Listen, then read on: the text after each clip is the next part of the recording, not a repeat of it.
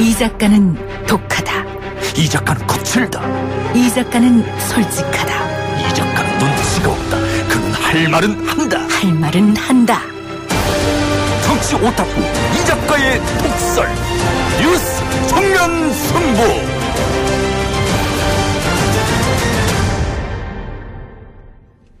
오늘 문재인 대통령이 개각을 단행했습니다. 특히 관심은 법무부 장관에 내정된 조국 전 청와대 수석인데요. 여당은 적재적소의 개각이라고 했고 야당은 기승전 조국, 야당과 전쟁 선포라고 평가했습니다. 앞으로 청문 과정이 순탄치 않음을 예고하는 대목인데요. 조국 후보자 지명에 대한 여야 평가 들어봅니다. 먼저 국회 법사위 소속 더불어민주당 박주민 의원 연결하겠습니다. 의원님. 예, 안녕하십니까. 자, 예상대로 대통령이 법무부 장관에 조국 전 수석을 내정했는데요. 어떻게 평가하십니까? 네, 이미 우리 당 입장이라든지 이런 것들이 나갔지만요. 예. 지금, 과제로 남아있는, 검찰개혁, 법무부개혁 등 사법개혁 과제를 완수할 수 있는 적절한 인사다. 이렇게 평가하고 있습니다. 예. 검찰개혁, 법무부개혁은 대통령의 공약사항이기도 했는데, 네. 대통령이 판단하실 때 조국만한 사람이 없다. 이렇게 생각한 것 같고요. 네.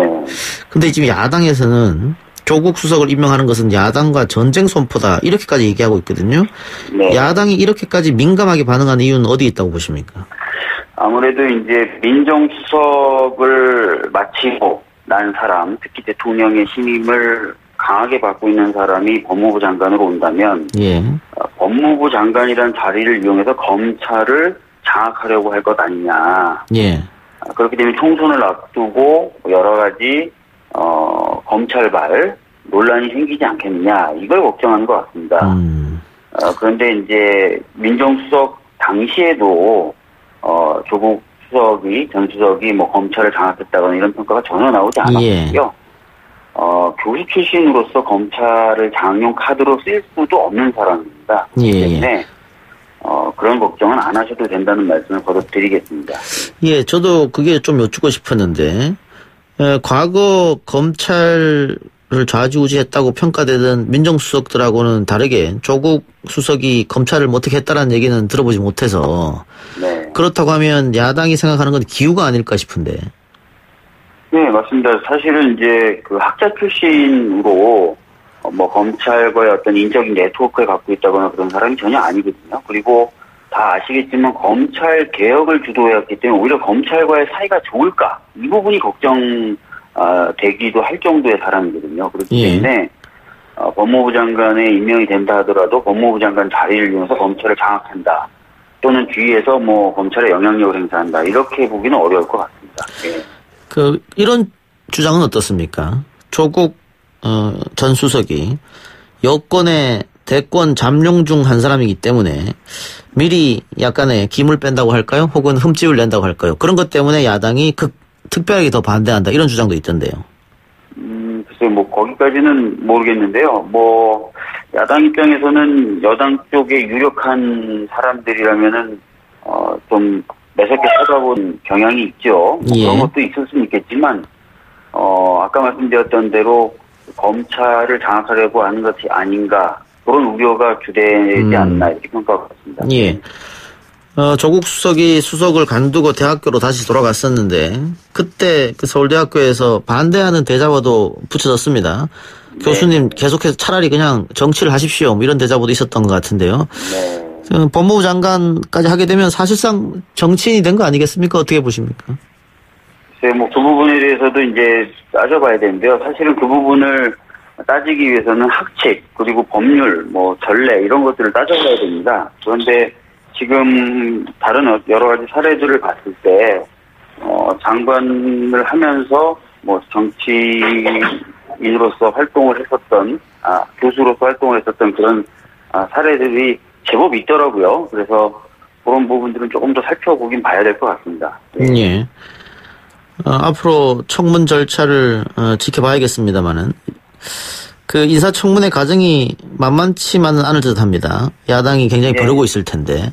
맞습니다. 예. 그 집권당은 청문회 어떻게 임할 생각이십니까? 야당이 어떤 부분을 공격하려고 하는지 저희들도 대충 짐작하고 있거든요. 그래서 그 부분에 대해서 이제 과거의 사례들이라든지 이런 것들을 좀 집중적으로 모으고 있고요. 예.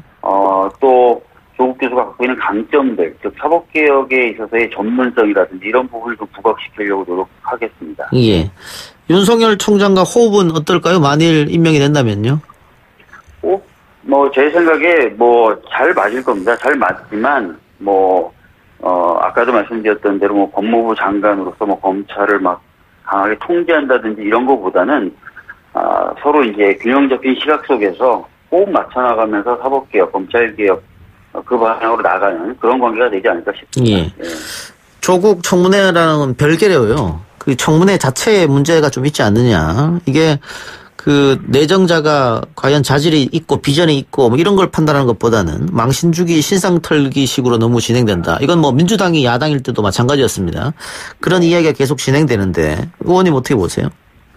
사실 이 문제는 여야 할 것 없이 계속해서 문제 제기를 해왔던 거거든요. 예. 지나치게 이제 신상털기식 그리고 망신주기식 인사청문회가 되다 보니까 청문회가 가지고 있는 본래의 기능이 발휘되지 못하고 오히려 적절한 어떤 인사 배치에 장애가 되고 있다라는 평가들이 계속 나왔었습니다. 그래서 사실은 인사청문회를 개혁해야 된다는 얘기들을 여든 야든 계속 해왔었거든요. 예.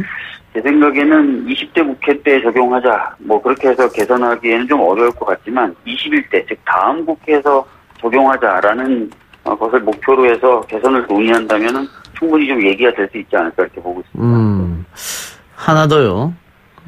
문재인 대통령의 인선이 너무 돌려막기식이 아니냐. 회전문 인사다. 이런 지적도 있습니다. 글쎄요, 적절한 사람이 있다면 그 적절한 사람을 보다 더 적절한 장소로 옮기는 것은 충분히 전 가능하다고 봅니다. 조국 민정수석의 경우에도 민정수석의 역할을 하면서 사법개혁 관련된 이슈들을 주도해 오지 않았습니까? 예. 이제 그것이 패스트트랙으로 관련된 법들이 상정이 되면서 마무리하는 단계의 역할이 필요하기 때문에 법무부 장관으로 옮겨가는 것은 자연스러운 흐름이다라고 볼 수 있다고 생각합니다. 예. 근데 조국 수석뿐만이 아니고 다른 분들도 딴 곳에 예를 들어 인사수석이었다거나 이런 분들도 다 여기 갔다 저기 갔다 했던 적이 있어가지고. 예. 예를 들어 김상조 공정거래위원장은 원래 전문 분야가 이제 공정경제에 관련된 부분입니다. 예. 그래서 이제 정부가 여러 가지 정책적 방향, 특히 경제 방향에 있어서 소득주도 성장의 한 축이라고 할 수 있는 공정경제에 좀 더 힘을 싣겠다라고 하면서 정책실장 자리로 옮겨온 것이죠. 이렇게 어떻게 보면은 좀 더 적절한 자리로 배치하는 모습이기 때문에요. 단순하게 그게 돌려막기다. 이렇게 좀 보기는 어려운 부분이 있다고 보여집니다. 알겠습니다. 의원님 오늘 말씀 고맙습니다. 예, 감사합니다. 예. 자, 바로 이어서 야당의 평가도 들어보겠습니다. 법조인 출신이죠. 바른미래당 문병호 최고위원 연결합니다. 최고위원님 나와 계십니까? 네, 안녕하세요. 예, 오랜만에 통화하는 것 같습니다. 예, 오래간만입니다. 예. 네. 자, 법무부 장관으로 내정된 조국 후보자에 대해서 오늘 문 최고가 혹평을 내놓으셨던데요? 예, 그렇습니다. 예, 그렇게 평가하신 이유를 좀 들어볼까요? 제가 이제 조국 수석의 법무부 장관이 된다면은 그 분열을 상징하는 사람이 될 거라고 얘기했는데요. 국민 분열. 예. 조국 수석이 한일 지금 경제 전쟁에 관련해서 그 국민 분열을 했지 않습니까? 예. 정부의 입장을 옹호하거나 대법원 판결을 옹호하면은 그거는 애국이고 대법원 판결을 반대하거나 정부 입장을 비판하면 친일이다. 이렇게 완전히 그 양분법을 구분을 해서 국민을 분열시켰어요. SNS에 그런 글을 썼죠. 네, 그러니까 조국 수석이 이제 법무부 장관이 돼서 또 그런 행태를 보이지 않겠느냐. 그렇게 되면 결국은 이제 유명한 사람이 더더욱 국민 분열의 상징이 될 거다. 그렇게 얘기한 겁니다. 오늘 조국 법무부 장관 내정자가 이수신 장군의 이야기를 또 했었거든요. 서해맹산 정신으로.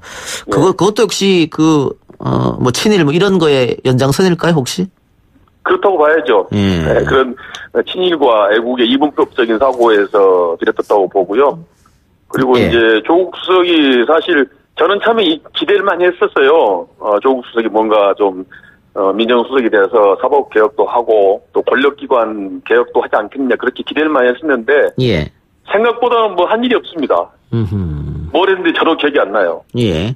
근데 지금 뭐 민정수석하고 법무부 장관하고 누가 셉니까? 민정수석이 더 셉니다, 지금. 예. 근데 힘이 센 민정수석이 있을 때도 아무것도 안 했는데, 못 했는데, 법무부 장관으로 가서 뭘 할 수 있겠습니까? 저는 별로 업적을 내기 어렵다고 봅니다. 그럼 지금 청와대에서 얘기한 검찰 개혁의 적임자다 이렇게 이유를 대는데 이거는 틀렸다 이 말씀이네요? 검찰 개혁을 지금까지 한 게 없잖아요. 민정수석의 주 업무가 검찰 개혁인데 2년간 있으면서 한 게 없어요. 그런데 뭘 민정수석이 있으면서 못한 사람이 장관이 되면 어떻게 합니까? 예. 장관 힘이 더 없어요, 지금은. 앞뒤가 안 맞는 소리죠. 자유한국당은 조국 수석이 법무부 장관이 되면 검찰을 장악하게 된다 이런 우려를 나타냈는데요. 아무것도 한 게 없고. 장악할 만한 능력도 없을 것 같습니다, 제가 볼 때. 장악이라도 하면 다행이죠. 예, 그래서 제가 한번 여쭤봤습니다. 지금 문체고 이야기하고 앞뒤가 안 맞아가지고 자유한국당 얘기는. 그래서 한번 여쭤봤는데, 네네. 검찰 장악할 능력도 없다, 이렇게 혹평하셨네요. 네네네. 예. 그런데 이런 이야기도 했습니다. 총선에서 야당의 호재가 될 것이다. 야당이 겉으로는 반대하고 있지만 속으로 미소를 짓고 있다. 이건 어떤 뜻입니까? 저는 내년 총선에 조국 수석이 야당한테 표를 한 100만 표는 줄 거라고 봅니다. 예.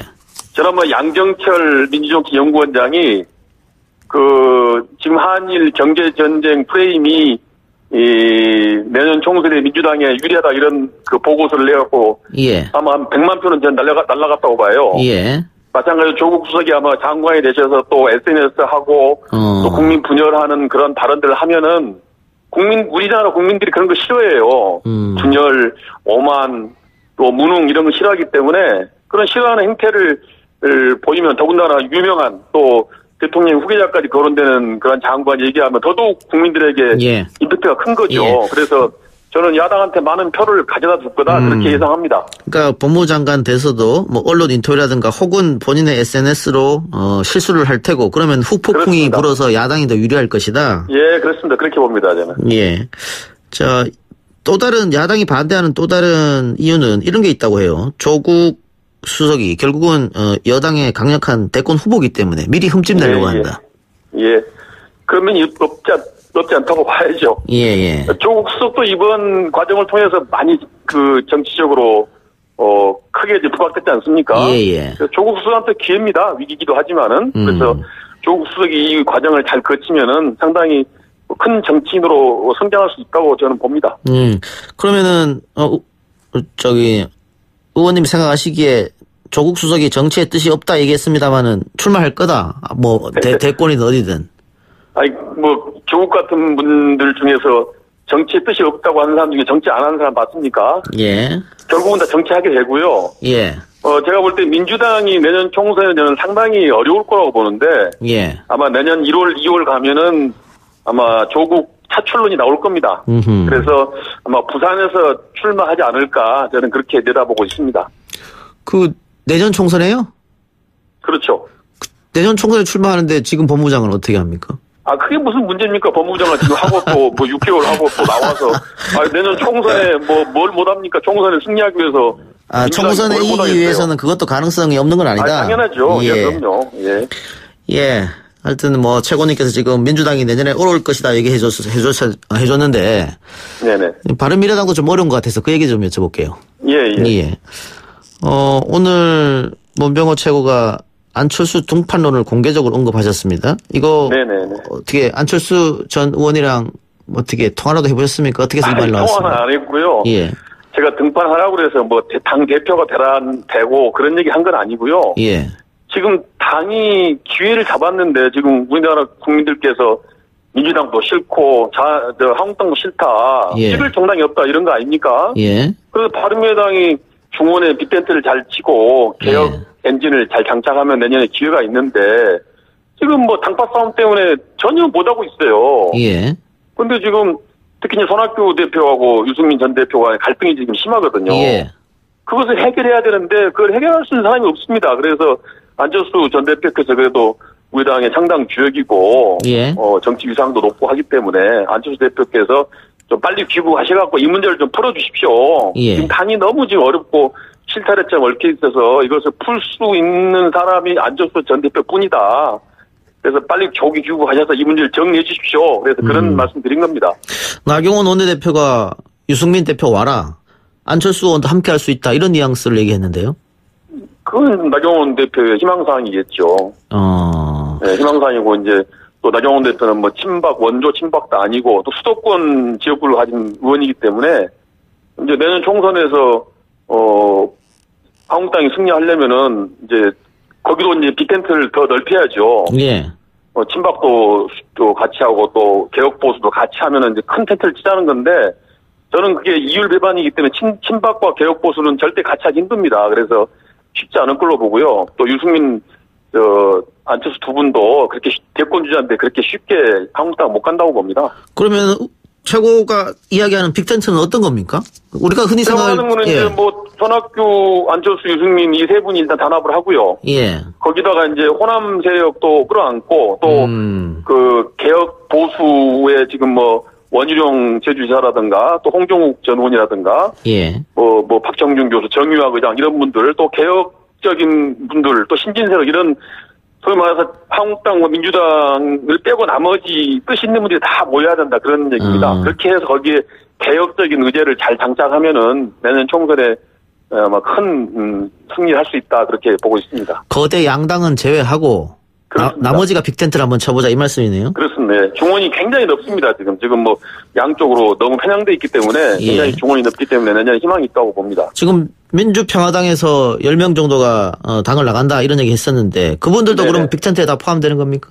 포함되죠. 당연히 포함됩니다. 네, 물론 이제 내부적으로 세부적으로 좀 모순되는 부분도 있겠지만은 어떤 이제 물론 큰 정체성이나 큰 노선, 큰 물줄기는 같이 하겠지만은 대체로 뭐 같이 할 수 있다고 봅니다. 뭐 그건 이제 구체적으로 좀 더 따져봐야 되겠죠. 예. 선거가 다가오면 다가올수록 이런 논의는 더 건물살을 타겠네요.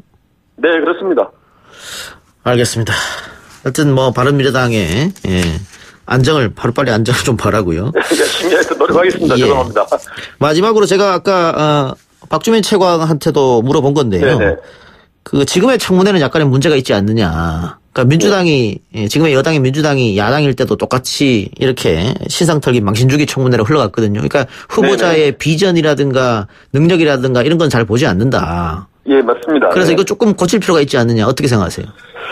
예, 고쳐져야 되죠. 고쳐져야 되는데 청문회라는 게 제도 개선이 좀 쉽지 않은 것 같아요. 어차피 청문회라는 게 뭐 하나부터 열까지 다 살펴보는 것이지 어떤 부분은 빼고 어떤 부분은 뭐 비공개라고 이건 제가 볼 때 좀 어려울 것 같습니다. 미국 같은 데도 대체로 도덕적인 것도 많이 공개적으로 청문이 돼서 도덕적으로 문제 있는 사람들이 많이 낙마하고 하거든요. 그런 점에서는 문제가 있는데 지금 우리 또 대한민국 정치 상황이 너무 갈등이 심하기 때문에 그게 대한 원만하게 조절이 잘 안 됩니다. 그래서 무한대로 공격이 되고 있는데 그런 것들은 좀 개선돼야 한다고 봅니다. 알겠습니다. 자, 최고님 오늘 인터뷰 감사합니다. 네, 감사합니다. 예. 지금까지 바른미래당 문병호 최고였습니다.